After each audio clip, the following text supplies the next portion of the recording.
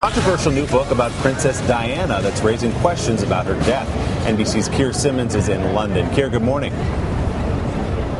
Hey there, good morning everyone. You know, it's 16 years on Saturday since Princess Diana died. Hard to believe, isn't it? And since then there have been inquiries and in-depth investigations. But today, a new book revisits extraordinary claims suggesting that shadowy figures here in London had something to do with what happened in Paris. It was shocking, devastating, heartbreaking. Princess Diana, just 36, killed in a Paris car crash. The glamorous, world-famous mother of two young princes, Harry was just 12 years old. So the idea that she was murdered at the direction of members of the royal family seems far-fetched.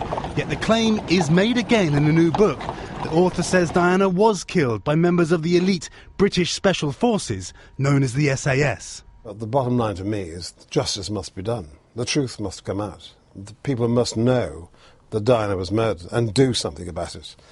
We shouldn't be allowing her to lie in her cold grave unavenged. Scotland Yard is investigating claims which stem from a former SAS soldier, but that commando's credibility is being questioned. And one journalist who has followed the case closely says Diana's death was an accident. I don't think the conspiracy theories surrounding Princess Diana's death are credible. Doctor, this is Diana. In a new movie, the actress Naomi Watts plays Diana.